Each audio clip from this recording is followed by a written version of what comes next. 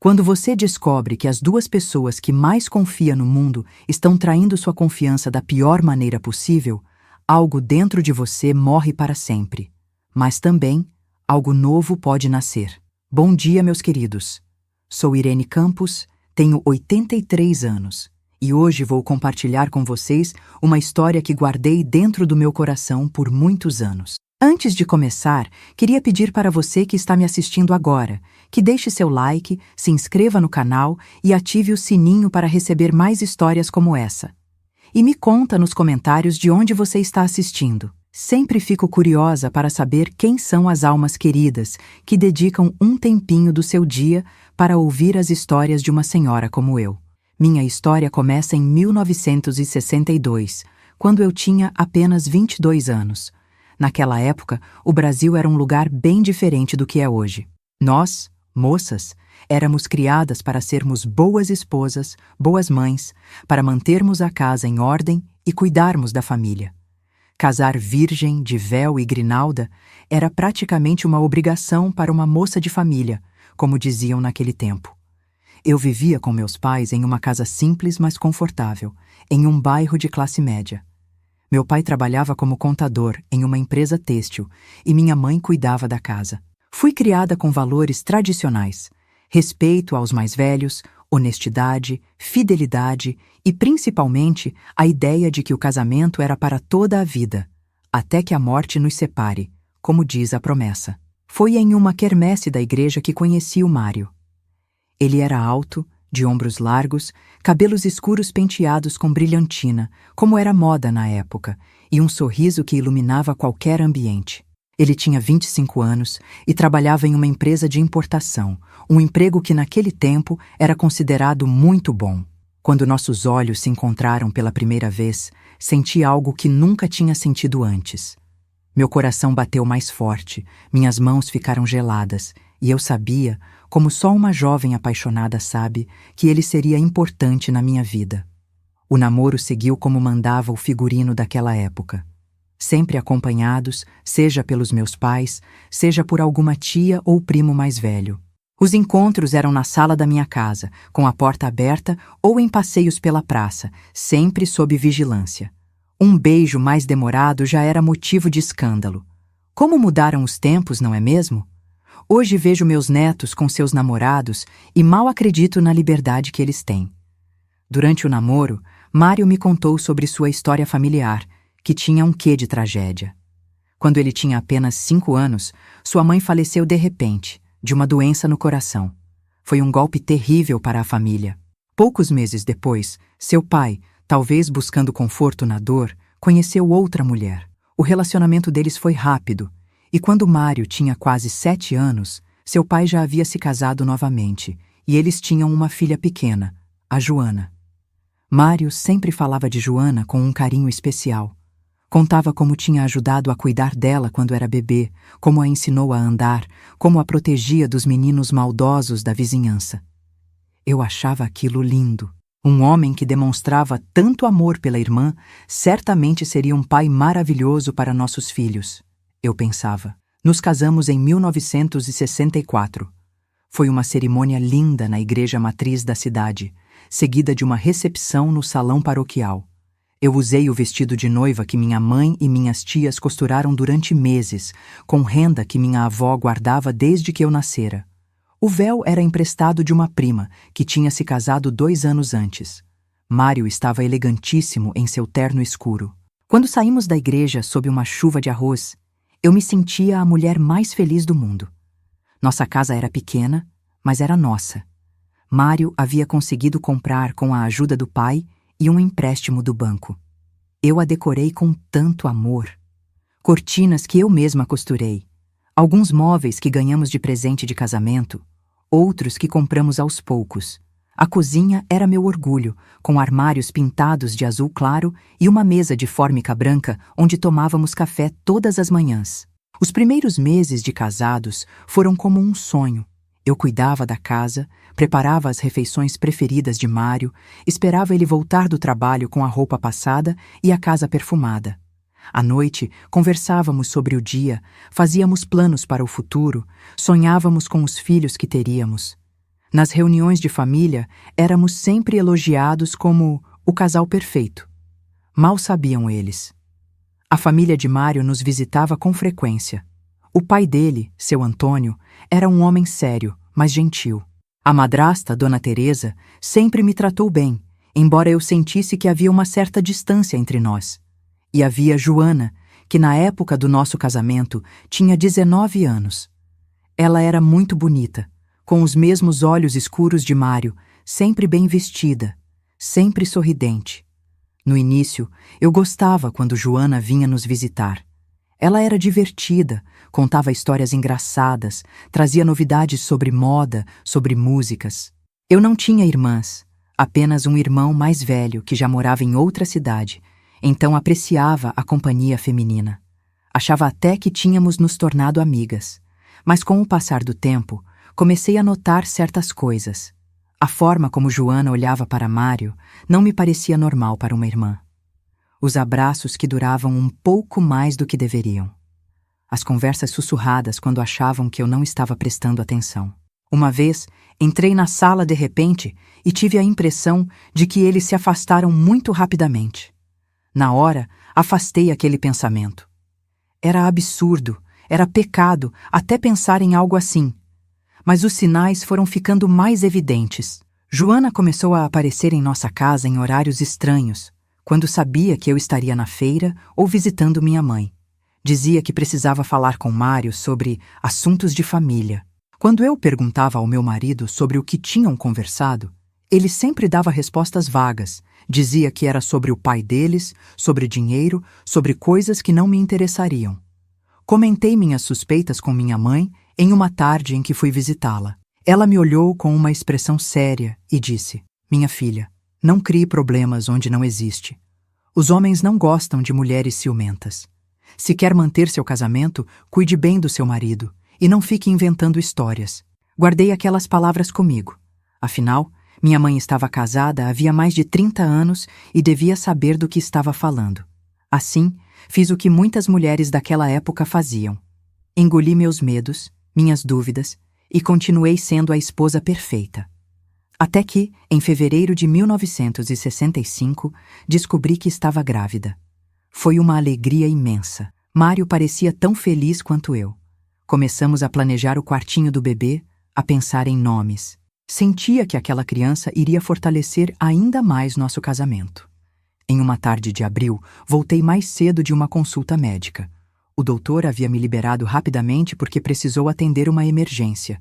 Eu estava ansiosa para contar a Mário que o médico disse que o bebê estava se desenvolvendo perfeitamente. Sabia que ele estaria em casa, pois tinha tirado a tarde de folga, dizendo que estava com dor de cabeça. Abri a porta da frente silenciosamente, pensando em fazer uma surpresa. A casa parecia quieta, mas ouvi sons vindos do nosso quarto. Quando me aproximei, o que vi pela fresta da porta partiu meu coração em 1000 pedaços. Mário e Joana estavam na nossa cama, na cama que eu arrumava todos os dias com lençóis limpos e cheirosos. Estavam tão entretidos um com o outro que nem perceberam minha presença. Fiquei paralisada, sem conseguir respirar, sem conseguir me mover. Era como se o mundo inteiro tivesse parado naquele instante. Não sei quanto tempo fiquei ali, parada na porta. Poderiam ter sido segundos ou horas. Finalmente consegui me mover. Bati a porta com toda a força que tinha, fazendo os dois saltarem assustados. O rosto de Mário, quando me viu, nunca vou esquecer. Uma mistura de susto, vergonha e medo. Joana cobriu-se rapidamente com o lençol, mas não conseguia me encarar. "Irene, eu posso explicar", Mário começou a dizer enquanto vestia às pressas suas roupas. Mas que explicação poderia existir para aquilo? Explicar o quê, Mário? Que você está traindo sua esposa grávida com sua própria irmã? Que tipo de monstros são vocês dois? Gritei, as lágrimas escorrendo pelo meu rosto. "Ela não é minha irmã de sangue", ele tentou argumentar, como se isso tornasse tudo aceitável. "Vocês foram criados como irmãos desde que ela era um bebê. Isso é doentio, é nojento", eu continuava gritando sem me importar se os vizinhos ouviriam. Joana finalmente encontrou coragem para falar. "Irene, nós não queríamos te magoar. Isso aconteceu. Não planejamos." "Calhe a boca", cortei. Não quero ouvir nada de você. Vocês dois têm até amanhã para sair da minha casa. Não quero ver nenhum de vocês nunca mais. Saí correndo, peguei minha bolsa e bati a porta ao sair. Fui direto para a casa dos meus pais, onde desabei nos braços da minha mãe, soluçando tanto que mal conseguia explicar o que tinha acontecido. Quando finalmente consegui contar, meu pai ficou vermelho de raiva.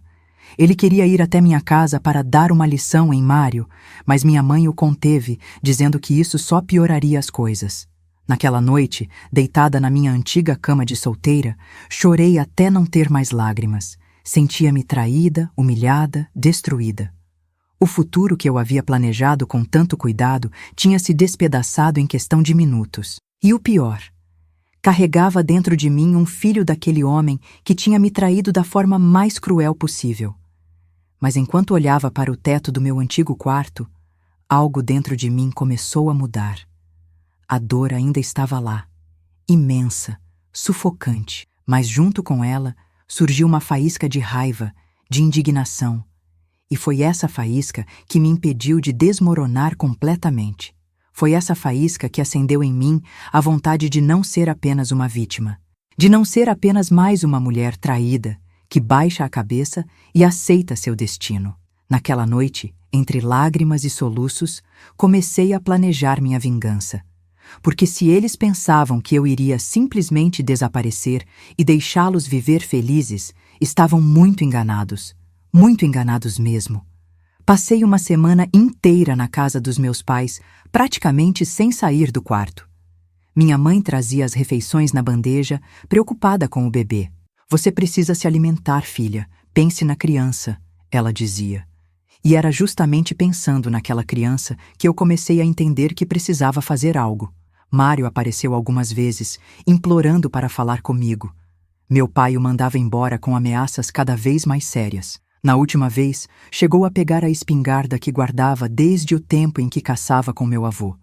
Nunca tinha visto meu pai tão furioso. Numa tarde de domingo, sentada na varanda dos fundos da casa dos meus pais, observando o quintal onde brinquei a vida toda, tomei uma decisão. Não seria apenas mais uma mulher traída que aceita o destino e segue a vida de cabeça baixa. Não mesmo. Mário e Joana precisavam sentir o peso do que haviam feito. Não bastava apenas o meu sofrimento silencioso. Eles deveriam ser expostos, humilhados, assim como me senti humilhada. Mas eu sabia que precisava ser inteligente. Naquela época, em 1965, uma mulher separada era vista com maus olhos pela sociedade. Eu precisava garantir meu futuro e o do meu filho. Primeiro, voltei para minha casa. Mário havia saído, levado algumas roupas e estava, pelo que soube depois, hospedado na casa de um amigo. Joana, pelo menos, teve a decência de não aparecer mais. Quando entrei naquela casa que arrumei com tanto carinho, senti um aperto no peito. O lugar ainda tinha meu toque em cada canto, mas agora parecia contaminado, sujo pelas lembranças da traição. Respirei fundo, sequei as lágrimas e comecei a agir. Abri todos os armários de Mário. Revirei seus pertences, suas gavetas, seu criado mudo. Foi ali que encontrei o primeiro tesouro da minha vingança. Um maço de cartas amarradas com um cordão fino, escondidas embaixo de uma pilha de meias. Cartas de Joana para ele. Sentei na cama, depois de trocar todos os lençóis, é claro, e comecei a ler. As palavras de Joana eram de uma intimidade chocante. Falava de encontros secretos, de como precisavam esconder o que sentiam, de como sofria quando Mário estava comigo. Em uma das cartas ela escrevia: "Quando te vejo com ela, sinto meu coração se despedaçar. Por que precisamos viver nessa mentira? Quando poderei ter você só para mim?" Guardei todas as cartas com cuidado. Seriam minha primeira arma.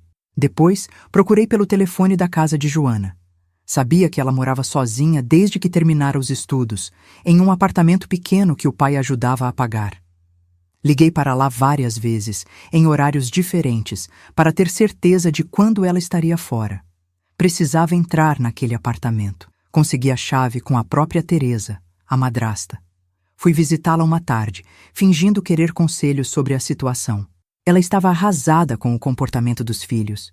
Me pediu perdão diversas vezes entre lágrimas. Quando mencionei que havia algumas coisas de Joana na minha casa que gostaria de devolver, mas não queria encontrá-la, Teresa me entregou a chave reserva que tinha. Deixe as coisas lá e me devolva a chave depois, disse ela. No dia seguinte, quando sabia que Joana estaria no trabalho, ela era secretária em um consultório médico, entrei no apartamento dela. Não me orgulho de ter invadido a privacidade de alguém, mas naquela altura, qualquer escrúpulo já tinha desaparecido. Procurei em todos os lugares possíveis até encontrar o que buscava. O diário dela. Um caderno de capa dura, verde escuro, com um pequeno cadeado que abri facilmente com um grampo. As páginas estavam repletas da letra caprichada de Joana, contando detalhes de sua vida e de seu relacionamento com Mário. Descobri que o caso deles começou pouco depois do meu noivado. Ela escrevia sobre como se aproximou de mim deliberadamente, fingindo amizade, apenas para ter mais acesso a Mário. Descrevia nossos encontros familiares, zombando da minha ingenuidade. Ela não percebe nada, é tão tola. Lia-se em uma das passagens. Senti náuseas ao ler aquilo tudo, mas continuei. Precisava conhecer a extensão da traição, precisava saber exatamente com quem estava lidando. Fiz algumas anotações das passagens mais comprometedoras e devolvi o diário ao seu lugar. Não o levei porque queria que ninguém soubesse de minha visita. Enquanto isso, comecei a me preparar para um futuro sem Mário. Matriculei-me em um curso de datilografia que acontecia nas tardes de terça e quinta. Foi difícil convencer meus pais a me deixarem fazer isso. Eles achavam que eu deveria me concentrar em salvar meu casamento. Mas fui firme. Preciso ter como sustentar meu filho caso fique sozinha, argumentei. No curso, conheci Clarice, uma mulher alguns anos mais velha que eu, separada do marido há 2 anos. Ela se tornou minha amiga e confidente, uma das poucas pessoas para quem contei toda a verdade. Foi Clarice quem me deu uma informação valiosa. Mário estava prestes a ser promovido na empresa onde trabalhava. Meu ex-cunhado trabalha lá, ela me contou. Disse que o Mário é o favorito para assumir a gerência do departamento de importação. Se conseguir, vai dobrar o salário e ganhar um carro da empresa. Aquela informação acendeu uma luz na minha mente. A empresa onde Mário trabalhava, a importadora Soares em Filhos, era conhecida por seu dono extremamente conservador e religioso, o velho Soares. Diziam que ele demitiu um funcionário só porque soube que o homem estava vivendo com uma mulher sem ser casado. Não emprego gente sem moral, ele teria dito. Também descobri, através de uma vizinha fofoqueira, que Joana estava de noivado marcado com Rodrigo, filho do Dr. Mendes, um político influente da região. O noivado seria anunciado oficialmente em uma festa no final do mês. As peças começaram a se encaixar no meu plano. Durante esse tempo, mantive as aparências. Quando encontrava conhecidos na rua, sorria e dizia que Mário estava viajando a trabalho. Continuei frequentando a igreja, usando minha aliança, agindo como a esposa dedicada que todos conheciam. Enquanto isso, guardava cuidadosamente cada prova que encontrava do caso entre meu marido e sua meia-irmã. Em junho de 1965, soube através de Clarice que a promoção de Mário seria anunciada em um jantar na casa do velho Soares. Todos os gerentes estarão lá com suas esposas. É praticamente uma formalidade antes do anúncio oficial, ela me disse. No mesmo dia, ouvi minha mãe comentar ao telefone que a festa de noivado de Joana seria no mesmo final de semana. A coincidência não poderia ser mais perfeita. Pedi a Clarice que descobrisse mais detalhes sobre o jantar dos Soares. Ela conseguiu, através do ex-cunhado, o endereço, o horário e até a lista de convidados. Para minha surpresa e alegria, descobri que entre os convidados estavam seu Antônio e Dona Teresa. O pai e a madrasta de Mário haviam sido chamados para prestigiar a promoção do filho. Quanto à festa de noivado de Joana, foi mais fácil ainda. Minha mãe, que não sabia de meus planos, comentou que Teresa estava muito animada com o evento. Uma pena que você e Mário estejam, bem, nessa situação. Seria uma boa oportunidade para vocês conversarem, quem sabe? Decidi então que minha vingança aconteceria no jantar de promoção de Mário. Seria o cenário perfeito. O chefe conservador, Os colegas de trabalho, a família, todos reunidos para testemunhar a queda daquele que me traiu. Na véspera do grande dia, fiz os últimos preparativos. Escolhi cuidadosamente o vestido que usaria, um modelo azul marinho, elegante e discreto, que disfarçava bem minha barriga de 4 meses. Arrumei meu cabelo no melhor salão da cidade. Queria estar impecável. Depois, organizei todas as provas que havia reunido. As cartas de Joana, minhas anotações do diário dela, tudo dentro de um envelope grande. Adicionei também uma carta que escrevi ao velho Soares, explicando em termos educados, mas diretos, a situação. Na manhã do jantar, liguei para Mário. Foi a primeira vez que falei com ele diretamente desde a descoberta da traição. Precisamos conversar sobre o bebê, disse mantendo a voz calma. Estarei no jantar do Sr. Soares hoje à noite. Houve um silêncio do outro lado da linha antes que ele respondesse surpreso. Como você sabe do jantar? Isso importa? Estarei lá. Se você realmente se importa com seu filho, me encontre antes às 7 para conversarmos. Ele concordou, parecendo aliviado por eu ter mencionado o bebê.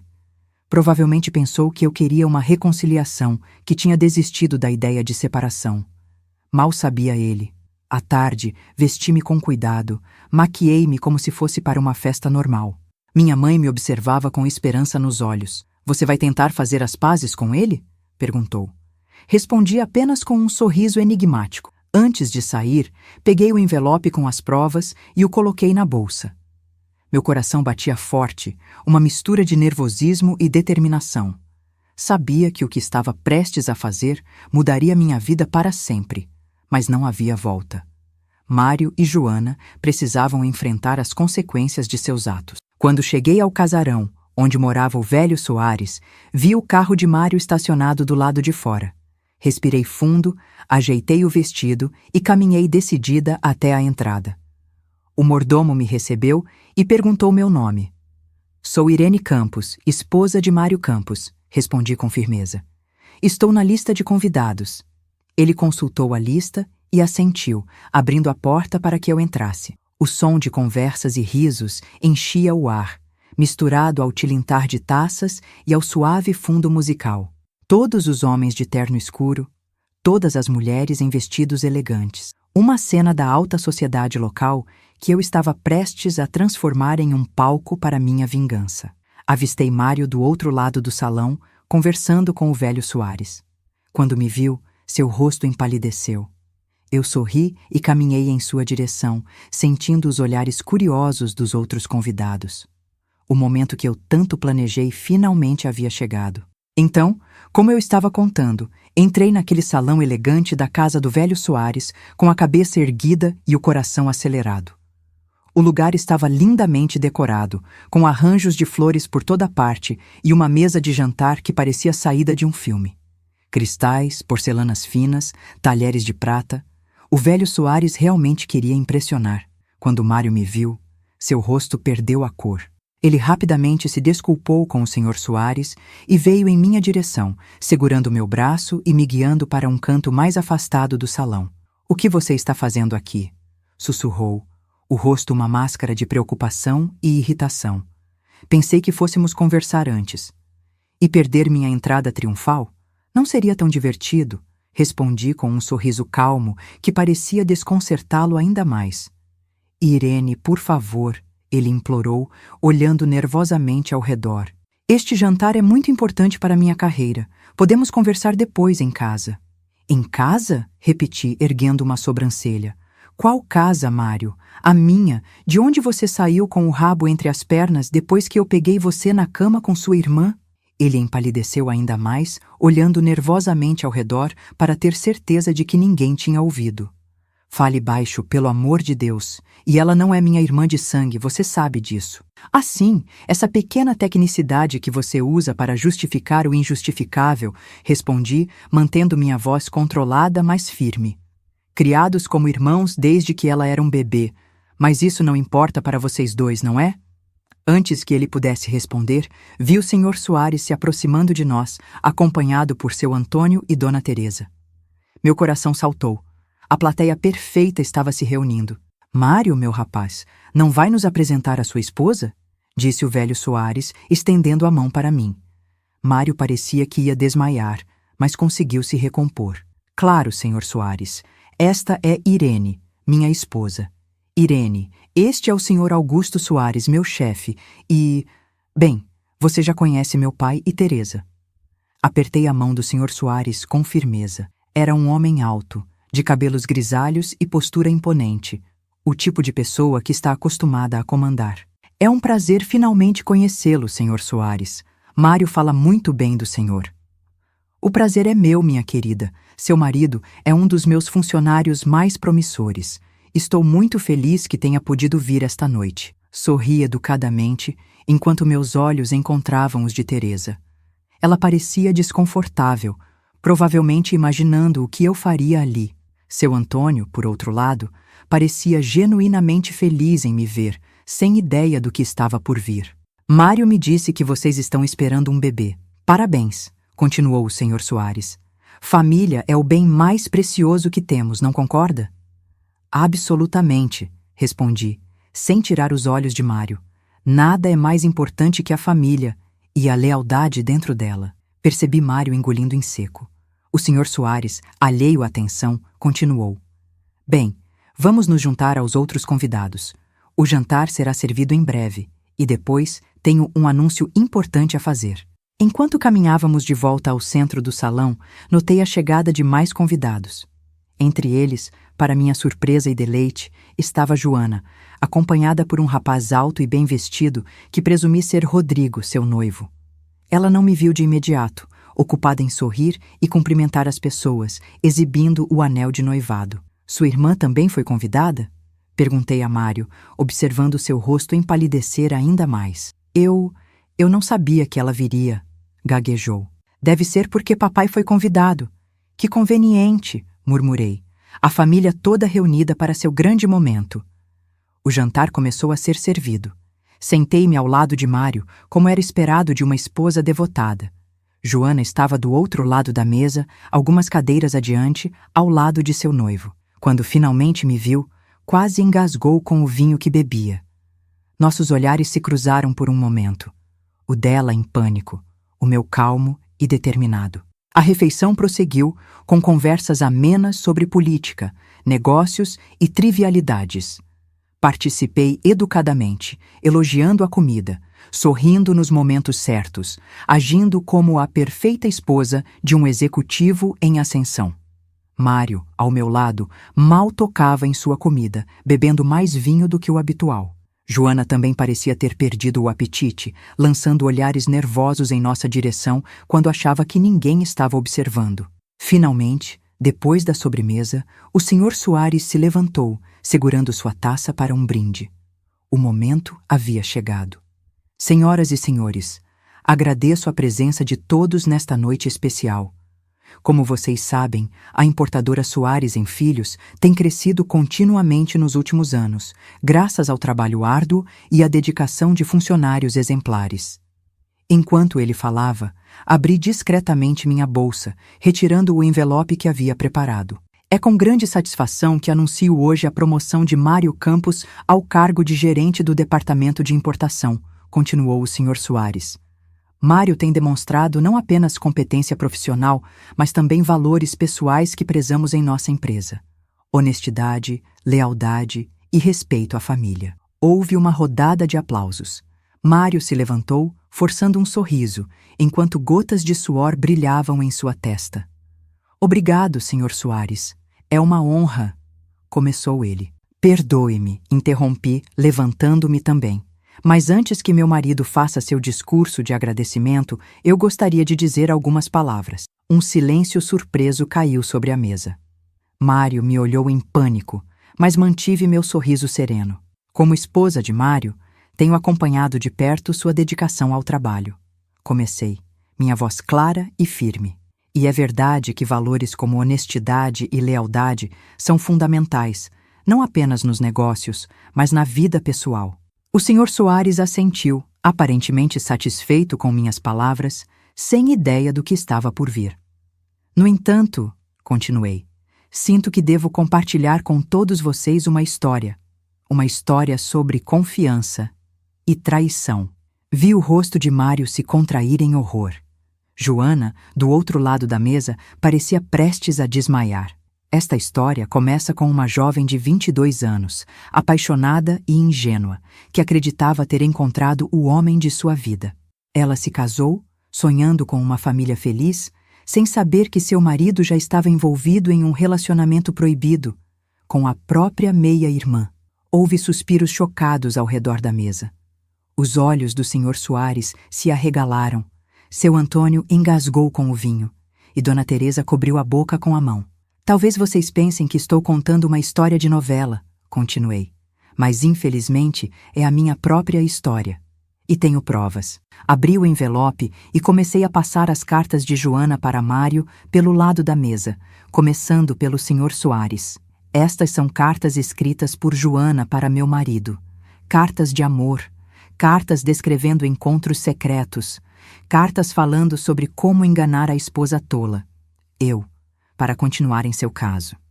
Enquanto as cartas circulavam, retirei do envelope minhas anotações do diário de Joana. E estas são passagens do diário íntimo de Joana, onde ela descreve como se aproximou de mim deliberadamente, fingindo amizade, apenas para ter mais acesso ao meu marido.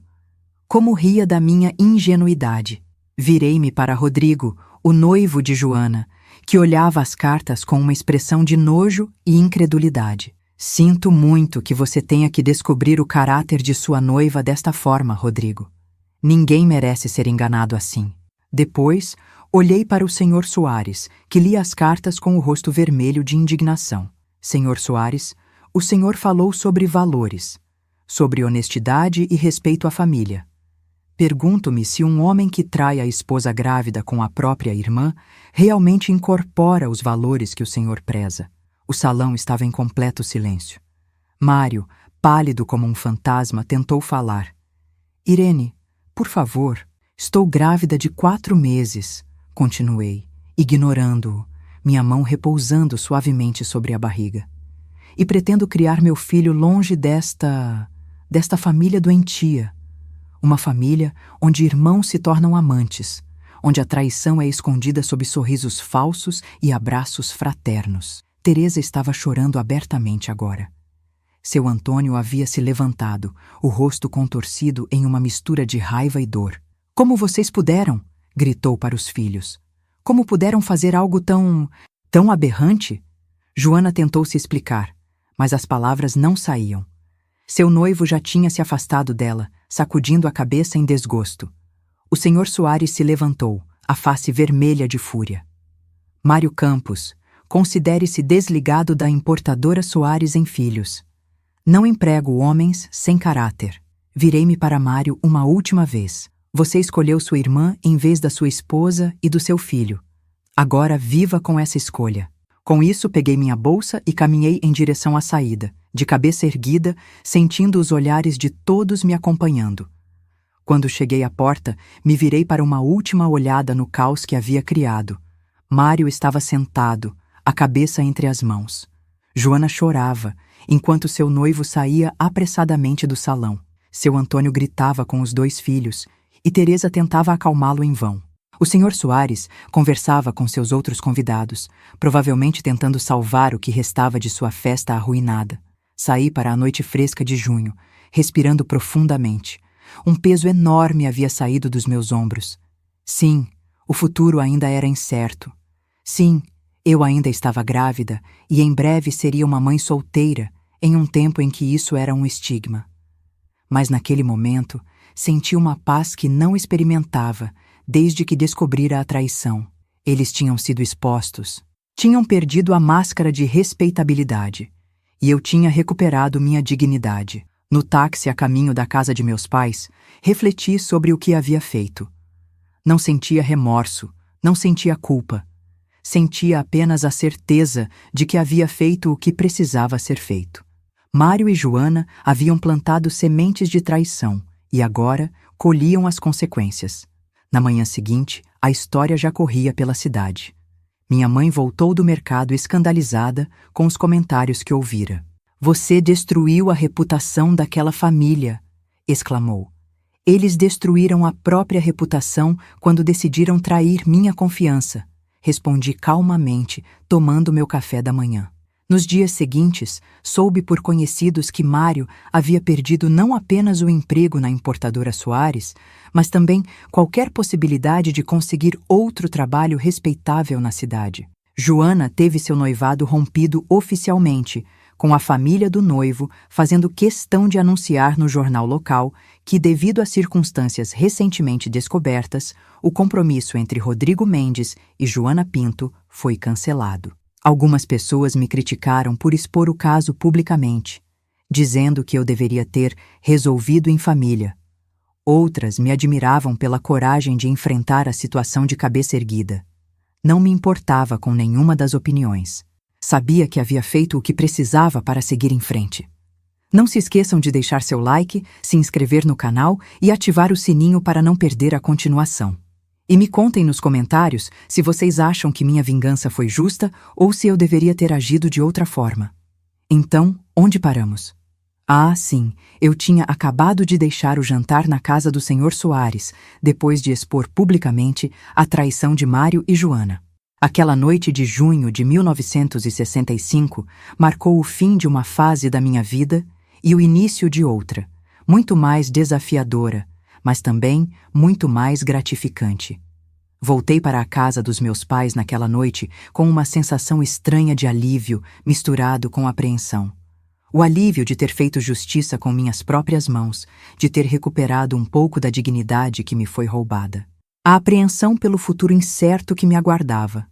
Uma mulher jovem, grávida, separada, em uma época em que isso era visto com muita desconfiança e preconceito. Na manhã seguinte, meu pai entrou no meu quarto logo cedo, o jornal debaixo do braço e uma expressão séria no rosto. A cidade inteira já está falando sobre o que aconteceu ontem à noite, disse ele, sentando-se na beirada da minha cama. Você tem certeza de que era isso que queria, filha? Assenti sem hesitação. Tenho, pai. Eles mereciam ser expostos pelo que fizeram. Ele suspirou, passando a mão pelos cabelos já grisalhos. Eu entendo seu sentimento, mas não vai ser fácil daqui para frente. As pessoas vão falar, vão julgar. Deixe que falem, respondi com uma firmeza que surpreendeu até a mim mesma. Não fiz nada de errado. Foram eles que traíram, que mentiram, que quebraram votos sagrados. Se alguém deveria se esconder de vergonha, são eles, não eu. Meu pai sorriu, um sorriso triste, mas orgulhoso. Você sempre foi teimosa, desde pequena, igualzinha à sua avó. Ele fez uma pausa. Sabe que pode ficar aqui pelo tempo que precisar, não sabe? Esta sempre será sua casa. Agradeci com um abraço, as lágrimas finalmente escapando. Eram lágrimas diferentes das que havia derramado nas últimas semanas. Não de tristeza ou raiva, mas de gratidão pelo apoio incondicional dos meus pais, mesmo quando não concordavam totalmente com minhas decisões. Nas semanas seguintes, como esperado, enfrentei o julgamento de muitas pessoas. Algumas vizinhas cruzavam a rua para não ter que me cumprimentar. Na igreja, sentia os olhares e os cochichos quando entrava. Aquela que expôs o marido e a cunhada no jantar do Soares, diziam. Algumas pessoas achavam que eu deveria ter engolido o sapo, como se dizia na época, para preservar meu casamento. Outras criticavam a forma pública da minha vingança. Mas havia também aqueles que me apoiavam, principalmente mulheres que talvez tivessem passado por situações semelhantes em silêncio. Recebi bilhetes anônimos de solidariedade. Uma senhora idosa me parou após a missa um domingo e apertou minha mão, dizendo apenas: "Você fez o que muitas de nós gostaríamos de ter tido coragem de fazer." Quanto a Mário e Joana, os rumores corriam soltos pela cidade. Soube que Mário havia se mudado para São Paulo, incapaz de conseguir emprego em nossa cidade depois do escândalo. Joana, segundo me contaram, foi enviada pela família para morar com uma tia distante, no interior de Minas Gerais. O relacionamento deles, construído sobre traição e mentiras, não resistiu ao peso da vergonha e da distância. Em agosto de 1965, matriculei-me em um curso técnico de contabilidade noturno. Foi uma batalha convencer meus pais a permitir que uma mulher grávida de 6 meses frequentasse aulas à noite, mas fui irredutível. Preciso ter como sustentar meu filho, argumentei. Não quero depender de ninguém, nem mesmo de vocês, pelo resto da vida. As aulas eram um desafio físico. Minha barriga crescendo, as costas doendo, o cansaço constante, mas um alívio mental. Por algumas horas, 3 vezes por semana, eu podia me concentrar em números, regras e procedimentos, esquecendo por um momento os problemas pessoais que enfrentava. Em outubro de 1965, com 7 meses de gravidez, recebi uma notícia inesperada. O banco local estava contratando uma auxiliar de escritório para trabalhar meio período. Minha professora do curso técnico, que trabalhava lá, me indicou para a vaga. Eles precisam de alguém que entenda de números e seja de confiança, ela me disse. Falei de você, do seu desempenho no curso. Estão dispostos a esperar até depois que o bebê nascer, se você tiver interesse. Fiquei emocionada com a oportunidade. Um emprego em um banco era considerado muito bom para uma mulher naquela época, especialmente para uma mulher na minha situação. Aceitei imediatamente, mesmo sabendo que enfrentaria mais julgamentos e obstáculos. Em 15 de dezembro de 1965, nasceu meu filho, Gustavo. Foi um parto difícil, longo, mas quando o coloquei no colo pela primeira vez, soube que cada dor, cada lágrima, cada desafio tinha valido a pena. Aquele pequeno ser, com seus olhinhos curiosos e mãozinhas que se agitavam no ar, seria minha força e minha motivação dali em diante. Mário veio ao hospital no dia seguinte. Foi a primeira vez que nos encontramos desde a noite do jantar. Ele parecia mais magro, com olheiras profundas e um ar derrotado que nunca havia visto antes. "Posso ver meu filho?" perguntou hesitante, parado na porta do quarto. Permiti, observando atentamente enquanto ele se aproximava do berço onde Gustavo dormia. Seus olhos se encheram de lágrimas ao ver o bebê. "Ele é perfeito", murmurou. "Sim, ele é", concordei. Mário tentou se aproximar, falar sobre reconciliação, dizer que tinha cometido um erro terrível, que Joana já não fazia parte de sua vida, que ele havia mudado. Escutei em silêncio, sem interromper. Quando terminou, respondi com calma. "O que aconteceu entre nós não tem conserto, Mário. Você pode fazer parte da vida do seu filho, se realmente quiser, mas entre nós, acabou. Não existe mais confiança, e sem confiança não existe amor verdadeiro." Ele aceitou minha decisão sem argumentar mais. Antes de sair, deixou um envelope com dinheiro na mesa de cabeceira. "Para ajudar com as despesas do bebê", disse. Não recusei, não por mim, mas pelo bem de Gustavo. Meu orgulho não poderia se sobrepor às necessidades do meu filho. Em fevereiro de 1966, comecei a trabalhar no banco, deixando Gustavo aos cuidados da minha mãe durante as manhãs. Era um trabalho simples no início. Arquivar documentos, auxiliar com a correspondência, fazer pequenos cálculos, mas para mim representava independência, um futuro que eu mesma estava construindo. Não foi fácil, meus queridos, não vou mentir para vocês. Havia dias em que chegava em casa exausta, com os seios doloridos de leite, para encontrar Gustavo chorando com cólicas. Noites em que ficava acordada, ninando-o enquanto estudava para o curso técnico, os olhos ardendo de sono. Momentos em que me questionava se tinha feito a escolha certa, se não teria sido mais fácil perdoar Mário, fechar os olhos para a traição, manter a família unida a qualquer custo, como tantas mulheres faziam. Mas então, olhava para meu filho, para aquele rostinho que se iluminava com um sorriso quando me via, e sabia que estava no caminho certo. Que tipo de exemplo eu seria para ele se aceitasse viver em uma mentira? Que lições sobre respeito, dignidade e amor próprio poderia ensinar se eu mesma não os praticasse? Os anos foram passando. Em 1968, já era assistente de contabilidade no banco, ganhando o suficiente para alugar uma pequena casa para mim e Gustavo, perto da casa dos meus pais. Não era nada luxuoso, mas era nosso lar, construído com honestidade e trabalho duro. Mário continuava mandando dinheiro mensalmente para Gustavo e o visitava ocasionalmente, embora suas visitas fossem se tornando cada vez mais raras com o tempo. Ele havia se estabelecido em São Paulo, reconstruindo sua carreira longe do escândalo que o perseguia em nossa cidade. Quanto a Joana, soube por conhecidos em comum que ela havia se casado em Minas Gerais com um homem bem mais velho, um viúvo com filhos já crescidos. Em 1970, recebi uma promoção no banco, tornando-me a primeira mulher a ocupar um cargo de supervisão na agência local. Lembro-me da expressão do gerente ao me comunicar a notícia. Uma mistura de respeito profissional e surpresa por estar promovendo uma mãe solteira, como eu era rotulada. A senhora provou ser não apenas competente, mas excepcionalmente dedicada, ele disse, parecendo quase se desculpar por me reconhecer. Seus colegas a respeitam e os clientes confiam em seu trabalho. Naquele momento, senti uma satisfação que ia além do reconhecimento profissional. Era a validação de que havia escolhido o caminho certo, de que era possível reconstruir a vida após uma traição devastadora, de que uma mulher podia sim ser bem-sucedida por seu próprio mérito, mesmo em um mundo dominado por homens e preconceitos. Gustavo crescia forte e saudável, um menino inteligente e curioso. Às vezes ele perguntava sobre o pai, sobre por que não morávamos todos juntos como as famílias de seus amigos. Respondia com honestidade, adaptada à sua idade, sem demonizar Mário, mas também sem esconder que havia acontecido algo grave que nos separou.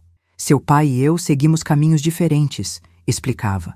Mas ambos amamos você muito, e isso é o que importa. Em 1972, 7 anos após a fatídica noite do jantar, recebi a notícia de que o pai de Mário, seu Antônio, havia falecido. Levei Gustavo ao velório, considerando importante que ele prestasse respeitos ao avô, mesmo tendo convivido pouco com ele. Foi lá que encontrei Joana novamente, pela primeira vez desde o escândalo. Ela parecia envelhecida além de seus anos, os olhos sem o brilho que um dia tiveram, o corpo encurvado como se carregasse um peso invisível. Nossos olhares se cruzaram brevemente através do salão. Não trocamos palavras, não era necessário. Em seus olhos, vi o que parecia ser uma mistura de vergonha e arrependimento. No meu coração não havia mais raiva, apenas uma espécie de compreensão triste de que todos nós havíamos pago um preço por nossas escolhas, alguns mais alto que outros. E assim, meus queridos, fui reconstruindo minha vida, tijolo por tijolo, dia após dia. Não foi um caminho reto ou fácil. Teve seus altos e baixos, suas dúvidas e certezas, suas lágrimas e sorrisos. Mas foi um caminho autêntico, trilhado com dignidade e força de vontade. Sabe, muita gente me pergunta se me arrependo da forma como agi naquela noite, se a vingança valeu a pena. Olhando para trás, com a sabedoria que só o tempo pode dar, posso dizer que não me arrependo. Não porque me alegre com o sofrimento que causei a Mário e Joana. Nunca desejei mal a ninguém, mas porque aquele ato de coragem me libertou. Me permitiu fechar um capítulo doloroso e começar a escrever um novo, com minhas próprias palavras, minha própria força. Se você está passando por algo parecido, se sente traído, abandonado, se acha que não há saída, quero que saiba: há vida após a dor, há alegria após as lágrimas, há força dentro de você que talvez ainda não tenha descoberto. Os anos 70 chegaram trazendo ventos de mudança para o Brasil e para o mundo. Enquanto o país vivia sob o regime militar, com todas as suas restrições, paradoxalmente, as mulheres começavam a ocupar mais espaços na sociedade, impulsionadas pelos movimentos feministas que ecoavam de outros países. Para mim, esses ventos sopraram a favor. Em 1973, Gustavo já estava com 7 anos, um menino esperto e cheio de energia que enchia nossa pequena casa de vida. Matriculei-o na melhor escola que meu salário podia pagar. Não era a mais cara da cidade, mas tinha professores dedicados e uma boa reputação. Lembro do primeiro dia de aula, ele com o uniforme impecavelmente passado, a mochila quase maior que ele, um misto de ansiedade e empolgação no olhar. Tirei uma foto com minha câmera Kodak. Guardo essa fotografia até hoje, um tesouro que me faz sorrir sempre que a vejo. Nessa época, eu já havia progredido no banco, ocupando um cargo de confiança que pouquíssimas mulheres alcançavam. Trabalhava duro, estudava à noite quando Gustavo dormia, sempre buscando me aprimorar. A menina ingênua que um dia sonhou apenas em ser esposa e mãe havia se transformado em uma mulher independente e respeitada profissionalmente. Claro que enfrentei preconceitos. Havia clientes que preferiam ser atendidos por homens quando se tratava de assuntos financeiros mais complexos. Colegas que faziam piadas sobre mulher no comando. Superiores que me testavam constantemente como se estivessem esperando que eu falhasse para provar que lugar de mulher era em casa. Mas cada obstáculo apenas aumentava minha determinação. Uma das maiores dificuldades era equilibrar o trabalho com a criação do Gustavo. Não queria que ele se sentisse negligenciado, que crescesse achando que o trabalho era mais importante que ele. Então, criamos nossas próprias tradições. Nas sextas-feiras à noite, independente do cansaço, fazíamos pipoca e assistíamos a algum programa na nossa pequena televisão preto e branco. Aos domingos, depois da missa, íamos ao parque da cidade ou fazíamos piqueniques quando o tempo permitia. Momentos simples que construíram memórias preciosas. Mário continuava presente na vida de Gustavo, embora de forma intermitente. Enviava dinheiro regularmente, ligava nos aniversários, aparecia para visitas rápidas 2 ou 3 vezes por ano. Era uma presença distante, mais como um tio que vê o sobrinho ocasionalmente do que um pai. Percebia a tristeza nos olhos de Gustavo quando ele via os amigos com seus pais em eventos escolares ou jogos de futebol, mas tentava compensar com meu amor e dedicação em dobro. Em 1975, aconteceu algo que marcou profundamente nossa vida. Recebi um telefonema tarde da noite. Era Teresa, a madrasta de Mário, com quem mantinha um contato cordial por causa de Gustavo. Sua voz estava trêmula quando me deu a notícia. Mário havia sofrido um grave acidente de carro em São Paulo. Os médicos não sabem se ele vai sobreviver, disse ela, a voz embargada. Achei que você deveria saber por causa do menino. Fiquei em choque. Apesar de tudo que havia acontecido entre nós, nunca desejei mal a Mário. Era o pai do meu filho, uma parte importante da história que me trouxe até aquele momento. Expliquei a situação para Gustavo na manhã seguinte, com palavras simples e cuidadosas. Aos 9 anos, ele já entendia o conceito de morte, mas tentei não assustá-lo demais. Seu pai está doente no hospital, disse. Os médicos estão cuidando dele, mas não sabemos ainda se ele vai ficar bom. A pergunta veio de imediato, seus olhos, tão parecidos com os de Mário, cheios de preocupação. Podemos ir vê-lo, mamãe? Aquele pedido me colocou diante de um dilema.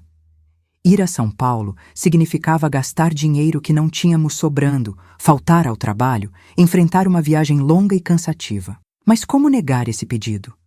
Como explicar a um menino de 9 anos que, apesar de seu pai raramente estar presente, ele tinha o direito de vê-lo talvez pela última vez? Sim, filho, vamos, respondi, sabendo que era a decisão certa, mesmo que difícil. Consegui uma licença de 3 dias no banco, expliquei a situação e meu chefe, surpreendentemente compreensivo, não colocou obstáculos. Pegamos o ônibus para São Paulo na manhã seguinte, uma viagem que pareceu interminável, com Gustavo olhando pela janela, incomumente quieto, perdido em pensamentos que eu só podia imaginar. O hospital era um prédio imponente no centro de São Paulo, tão diferente dos hospitais modestos da nossa cidade. Na recepção, descobrimos que Mário estava na UTI, em estado crítico.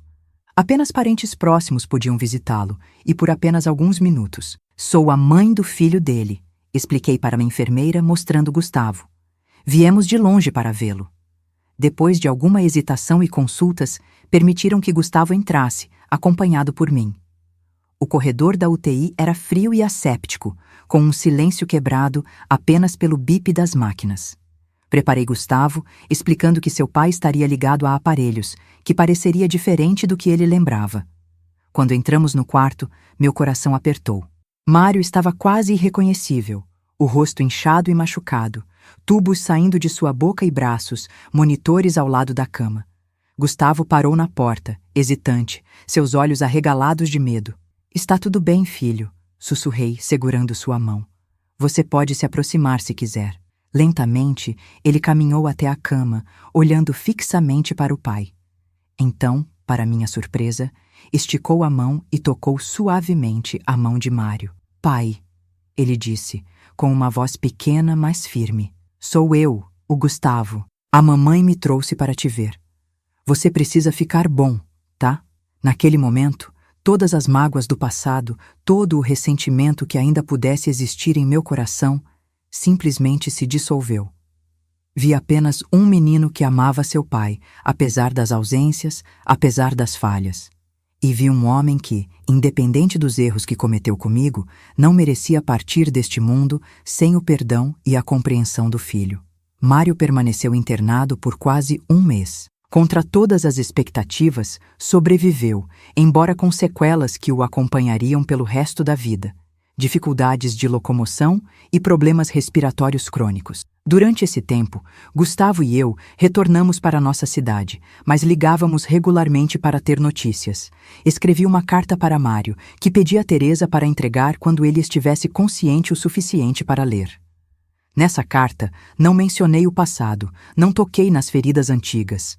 Apenas disse que Gustavo e eu estávamos torcendo por sua recuperação, que o menino estava ansioso para vê-lo novamente quando estivesse melhor. Era uma carta de paz, não de reconciliação romântica, mas de aceitação do que não podíamos mudar e valorização do que ainda tínhamos, a conexão através de nosso filho. Alguns meses depois, para nossa surpresa, Mário se mudou de volta para nossa cidade. Não para reconquistar-me, como alguns fofoqueiros chegaram a especular, mas para estar mais próximo de Gustavo. Seu acidente tinha sido um despertar. Ele me disse em uma conversa franca que tivemos. Percebeu quanto tempo havia perdido, quanto do crescimento do filho havia perdido por mágoa, vergonha e distância. Não estou pedindo para voltarmos, ele esclareceu, vendo talvez uma preocupação em meus olhos. Sei que esse barco zarpou há muito tempo. Só quero ser um pai melhor para o Gustavo, pelo tempo que me resta. Aceitei essa nova configuração com cautela, mas também com esperança. Gustavo merecia ter seu pai presente, conhecê-lo verdadeiramente, não apenas através de visitas esporádicas e presentes de aniversário enviados pelo correio. Mário alugou uma casa não muito longe da nossa, adaptada para suas novas limitações físicas. Começou a passar mais tempo com Gustavo, ajudando-o com as lições de casa, assistindo a seus jogos de futebol da escola, mesmo que das arquibancadas, devido à dificuldade para ficar em pé por muito tempo, ensinando-o a jogar xadrez. Uma relação pai e filho estava finalmente se construindo, tardia, mas genuína. Em 1977, quando a lei do divórcio foi finalmente aprovada no Brasil, Mário e eu oficializamos legalmente o que já era uma realidade há anos. Não houve drama, apenas a assinatura de papéis que encerraram formalmente um capítulo de nossas vidas. Lembro-me de sair do cartório com uma sensação estranha de encerramento, como se um ciclo que começou naquela tarde terrível de 1965, quando encontrei Mário e Joana juntos, finalmente se completasse. Quanto a Joana, soube por Teresa que ela havia se divorciado do marido mais velho em Minas Gerais e se mudado para o Rio de Janeiro, onde recomeçou a vida longe dos olhares e cochichos que a perseguiram por anos. Não senti alegria nem tristeza com essa notícia, apenas a certeza de que todos nós, de alguma forma, estávamos seguindo em frente, carregando nossas cicatrizes, mas também nossas lições. Os anos 80 chegaram trazendo mais mudanças. Gustavo, agora um jovem de 15 anos, estava se preparando para o vestibular, sonhando em estudar engenharia. Eu havia sido promovida a gerente da agência do banco, a primeira mulher a ocupar esse cargo na região. Nossa vida era estável, confortável, muito diferente da incerteza que enfrentei quando decidi criar meu filho sozinha. Em 1983, conheci Carlos, um professor de matemática da escola de Gustavo, viúvo há alguns anos, com filhos já adultos. Começamos como amigos, compartilhando preocupações sobre o desempenho escolar de Gustavo, que, para ser honesta, era excelente em quase tudo, exceto matemática. Aos poucos, essa amizade floresceu em algo mais. Aos 43 anos, eu não esperava me apaixonar novamente. Achava que essa parte da minha vida estava encerrada, que meu coração estava ocupado demais com amor maternal para abrir espaço para um amor romântico. Mas Carlos entrou em minha vida com sua gentileza, sua inteligência, seu respeito pelo meu passado e minhas escolhas. Nosso relacionamento avançou lentamente, com a cautela de dois adultos que já haviam experimentado tanto a alegria quanto a dor que o amor pode trazer. Gustavo, inicialmente reservado, talvez temendo que um novo homem em minha vida diminuísse de alguma forma sua relação com Mário, gradualmente passou a apreciar Carlos, especialmente quando suas notas em matemática começaram a melhorar graças à ajuda do professor. Em 1985, Carlos me pediu em casamento. Foi um pedido simples, sem grandes gestos, apenas uma pergunta sincera durante um jantar em minha casa, após Gustavo ter ido dormir. Pedi um tempo para pensar, não porque tivesse dúvidas sobre meus sentimentos, mas porque precisava considerar todos os aspectos dessa decisão, especialmente como isso afetaria Gustavo. Conversei abertamente com meu filho, então com 19 anos e prestes a começar a faculdade. Mãe, você dedicou sua vida a mim por todos esses anos, ele disse, com uma maturidade que me encheu de orgulho. Agora é hora de pensar em você, em sua felicidade. Se Carlos te faz feliz, então estou feliz por vocês. Emocionada com suas palavras, abracei meu filho, que agora era mais alto que eu, um jovem homem no limiar de sua própria vida adulta. Nosso casamento foi uma cerimônia íntima, apenas família e amigos próximos. Para minha surpresa, Mário compareceu, apoiado em sua bengala, trazendo um presente e votos sinceros de felicidade. Esse gesto simbolizou para mim quanto todos nós havíamos crescido, quanto havíamos aprendido a deixar o passado para trás. Os anos seguintes foram de uma felicidade tranquila e madura. Carlos e eu construímos uma relação baseada em respeito mútuo, companheirismo e admiração. Gustavo se formou em engenharia, conseguiu um bom emprego em uma multinacional, eventualmente se casou e me deu 2 netos maravilhosos que são a luz dos meus olhos até hoje. Mário faleceu em 1998, aos 59 anos, consequência dos problemas de saúde que o acidente havia deixado. Gustavo e eu estivemos ao seu lado nos últimos dias, uma família que encontrou uma forma diferente de existir, marcada por feridas antigas, mas também por um amor que transcendeu os erros e as mágoas. E assim, meus queridos, chego ao final desta história. Uma história que começou com traição e dor, mas que se transformou em uma jornada de autodescobrimento, coragem e, eventualmente, perdão. Não o perdão que apaga ou ignora o erro, mas aquele que liberta, que permite seguir em frente sem o peso do ressentimento. Olhando para trás, aos 83 anos, com uma vida plena de experiências, posso dizer que aquela tarde terrível de 1965, quando encontrei Mário e Joana juntos, foi um ponto de virada. Poderia ter me destruído, poderia ter me transformado em uma mulher amargurada e desconfiada. Em vez disso, tornou-me mais forte, mais independente, mais consciente de meu próprio valor. Se você está passando por um momento difícil, uma traição, uma decepção que parece grande demais para suportar, quero que saiba: há vida além da dor. Há um futuro esperando por você, talvez diferente do que imaginou, mas não menos valioso. A vida raramente segue o roteiro que planejamos. Mas nas reviravoltas, nas surpresas, nas quedas e nos recomeços é que encontramos nossa verdadeira força. Obrigada por acompanharem minha história até aqui. Espero que ela tenha tocado seus corações de alguma forma, que tenha trazido um pouco de esperança ou conforto. Não se esqueçam de deixar seus comentários contando o que acharam e, se tiverem suas próprias histórias de superação, adoraria conhecê-las. Deixem seu like, se inscrevam no canal e ativem o sininho para não perderem meus próximos vídeos, onde continuarei compartilhando histórias e lições que aprendi em minha longa jornada neste mundo. Até a próxima, meus queridos. Fiquem com Deus.